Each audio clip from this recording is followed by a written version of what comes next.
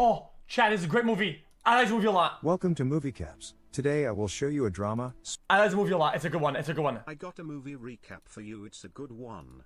Link. Sport action film from 2011 titled Warrior. Spoilers ahead. Watch out and take care. Tommy Conlon visits his pops, Patty, after 14 years. The house lacks a feminine touch and Patty says there are no more women for him. Must be hard to find a woman who can take a punch these days. Patty offers Tommy a coffee, but he just wants to have a drink with him. Patty is a recovering alcoholic and will soon hit the 1,000-day mark. Tommy turns the whole mood on Patty being an abusive husband to his mother and Pops can barely contain himself. Brendan Conlon, Tommy's brother, is turned into a princess on his daughter's birthday. His wife, Tess, is a little upset with him for going over the family's budget with the gifts. When the party's over, she heads off to her job at a pub, leaving Brendan in charge of putting the girls to bed. If he waits for her tonight, she promises him some action for his good behavior. At Colt's Gym, a report airs on MMA Live about billionaire Riley hosting an MMA Super Bowl named Sparta with a $5 million tournament, where winner takes all. Tommy walks into the gym where he used to train and gets a monthly subscription. He notices the poster about the Sparta tournament. Tommy is working out alone and notices someone nicknamed Mad Dog beating a chump and gloating about it. The gym owner, Colt, asks to get another fighter and says he will pay him $200. Tommy says he can fight Mad Dog, but is turned down. As he is about to return to his bag, Mad Dog taunts him and Tommy turns around and asks Colt again to let him fight. Colt says if anything happens, it's his fault. Since he signed a waiver, it will not be a problem. The fight starts with Mad Dog on the back foot. One of the spectators records the fight as Tommy takes Mad Dog apart. He drops him to the ground and after several knee strikes to the face, he takes him down with a knockout punch. Not so mad after all. Tommy turns to Colt and asks for the 200. The crowd is in disbelief at how easily he had won. Brendan works as a physics teacher. He explains Newton's second law in an interesting experiment. His class loves him. After school, Brendan visits the financial advisor, who tells him that his mortgage payments are behind. He had to mortgage his house to pay for his daughter's heart transplant. The advisor seems to take the whole situation lightly, as he tells Brendan that he has 90 days to pay off the debt. Brendan will not be able to do that, so the advisor suggests he file for bankruptcy or face foreclosure. Patty is watching old footage of young Tommy in a wrestling match. He had won 7 gold medals at the time. Patty was his, in everyone's opinion, controversial coach. Colt is at his front door looking for Tommy. Patty inquires what he has to do with him. Colt explains that Tommy beat up the #1 middleweight contender in the world and he just wants some general information about him. Patty just says if you want to know anything about Tommy, you'll have to ask him yourself and closes the door. Brendan is on the phone with his wife and says he's going to take a night shift as a bouncer at a club. In order to earn extra money, he actually takes part in a parking lot MMA fight with the mutilator Mike. The fight starts with Mike looking nimble and landing a nice punch. Brendan quickly responds with a few of his own and manages to drop him to the ground. With repeated punches to Mike's face while he's down, Brendan wins the fight. The crowd boos him as their favorite has lost. The organizers tell Brendan that he has to win 2 more fights to take home the prize.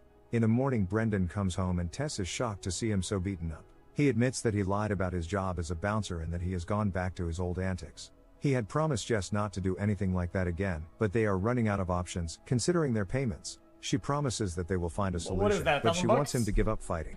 Tommy visits his pops at a diner and tells him about the tournament where the winner takes all, and he wants Patty to train him. The devil you know is better than the devil you don't, Patty says, while referring to Colt and himself. He agrees to train him just like in the old days, but he has to drop the pills. Patty knows his son well. At school, everyone is talking about teacher Brendan and that one of the students saw him in an MMA fight. When he enters the class, they notice his black eye and confirm that it's true. He begins class, but the principal, Joe, calls him into his office. There, Joe reveals that the superintendent is coming and demands an explanation. Brendan used to fight for a living in the UFC. Guess he forgot to add that to his resume.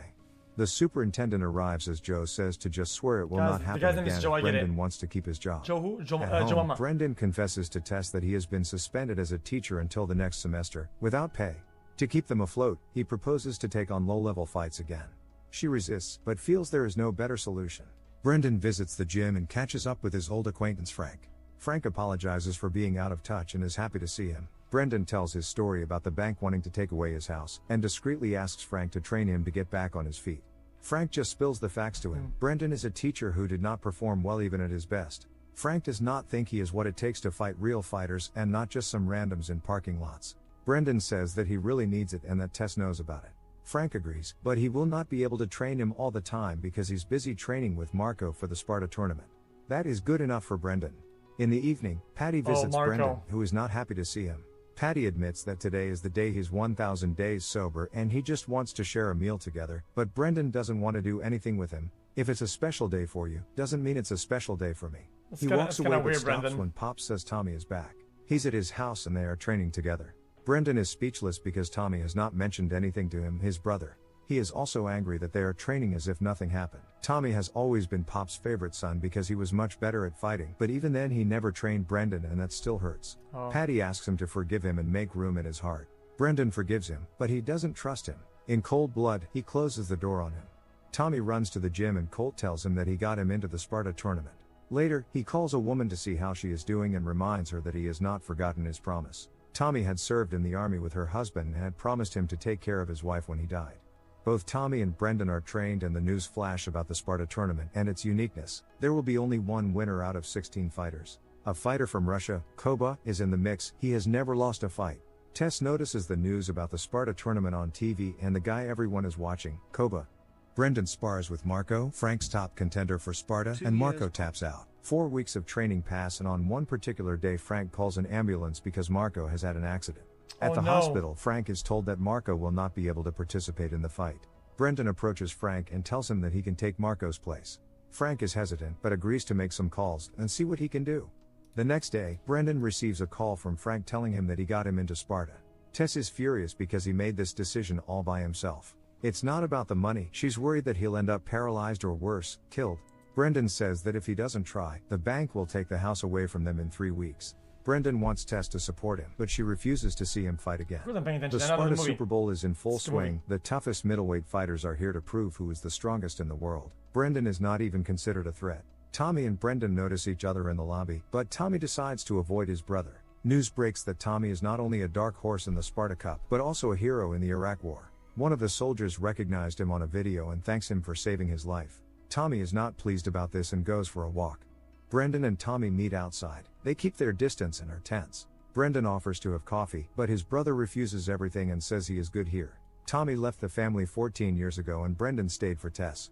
He shows Tommy pictures of his family, but he dismisses him. Tommy does not consider Brendan his brother after choosing Pops and a girl over him and his mother. Brendan says that he has forgiven Pops, just like he forgave Tommy and Mom. This sets Tommy off. You forgave us? Brendan was the one who didn't follow through with the plan. Tommy berates him for being full of crap and takes his leave. This is Sparta. The stadium is full with spectators to see the biggest mixed martial arts spectacle in history. Tommy competes in the first round. He is an overnight sensation and is even called a war hero, but still no one has any idea who he is. Tommy is Google proof. He skipped all interviews, has no sponsors, no entrance music. He did not even have his picture taken. Tommy breaks every rule and is still the darling of the audience. They touch gloves and the commentators think Tommy is just here by luck. Tommy just walks up to his opponent and knocks him out. He leaves the cage like a boss without hearing the judge's verdict. Another rule out the window. Brendan is the next fighter. Frank composes him. When Beethoven's music starts, Brendan appears and his Pops tells him to win. The commentators say that Brendan is not a fighter and compare him to a goldfish thrown into a shark tank. The fighters touch gloves. The beginning of the fight is very different from Tommy's. Brendan gets beaten up and even thrown around. People supporting the teacher look on anxiously. Brendan gets caught in a chokehold. With 10 seconds left in the first round, Frank yells at him not to tap out. He just manages to stay afloat. Jess is worried as she waits for a text from her husband with the results and still refuses to watch the game. In the second round they exchange punches and Brendan manages to take his opponent in an arm lock. The commentators are a little shocked and his Pops just mumbles to himself that he can do it. His opponent taps out and Brendan picks up his first win. Joe cannot control his excitement. Brendan shows great sportsmanship and the commentators believe this was a fluke. Jess is still waiting impatiently and finally receives a message. I won. She is happy for him. Only 8 fighters left, now 7, as Koba decimates his opponent. Jess cannot just sit and wait. She watches the fight, as Brendan barely survives, and actually survives the first round until he takes his opponent in an arm lock and he taps. Another win for the physics teacher. Tommy, just like Koba, destroys his opponent in just 10 seconds. He goes straight into the I watched the movie. Tommy cannot sleep and Patty approaches him. He says he is proud of what he did for the soldier in Iraq. It turns out Tommy is not proud because he deserted from a unit and just happened to be in the right place at the right time. Patty really tries to get through to Tommy, to try to understand him, but all he gets is the answer, spare the father routine doesn't fit you, Pop. The only thing Tommy and Brendan have in common is that they both have no use for Patty. Tommy sends Pops packing, saying he liked him better when he was a drunk. This breaks Patty. He reverts to his old self, muttering nonsense from his audio recording. Guilt-ridden Tommy hugs Pops and comforts him. When it is time for the fight and only 4 fighters are left, the crowd is one-sidedly chanting Tommy's name. Today Tommy fights without Patty. Mad Dog is his opponent. He wants to avenge the humiliation he experienced at their sparring session. He is confident that today Tommy is going down.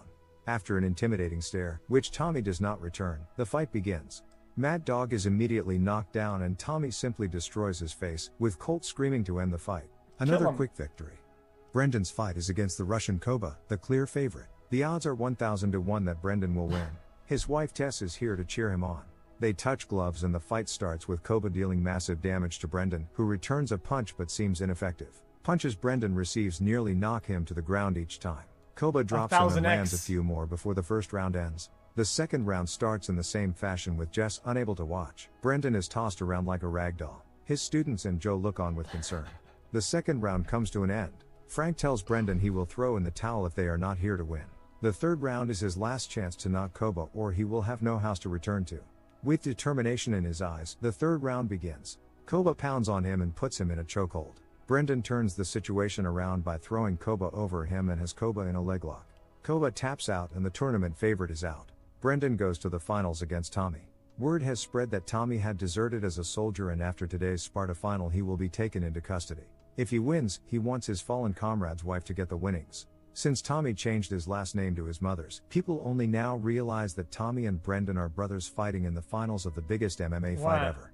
Brendan is someone who has the support of everyone around him, while Tommy fights alone. How it works. They start the fight, and as usual, with Tommy's precise and sharp movements he beats Brendan up. Brendan is thrown to the ground and pelted with punches. After the end of the first round, Tommy lands a punch on Brendan, after which the crowd gets angry about the foul play. Frank calms Brendan down and gives him some pointers to move more and they continue round 2. They engage in a fierce exchange of punches, which Tommy clearly wins as he keeps him pinned to the ground.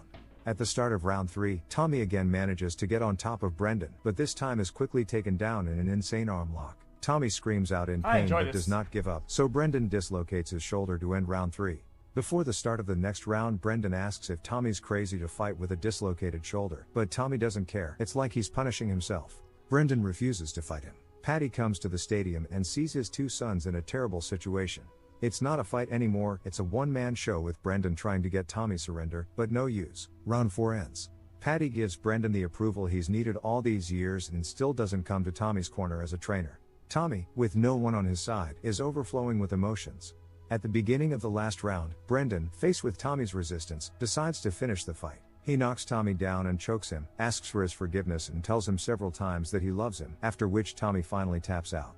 Brendan's wife, the kids, Joe, everyone is overjoyed. Brendan won the $5 million tournament. It is a good scene. He helps his brother up, hugs him and tells him he always wants to be there for him. The fight has brought a torn family back together. The end. Thank you for watching. Subscribe if you'd like to see more videos like this. Yeah, I've seen the movie. I watched it, I think, 3 weeks ago.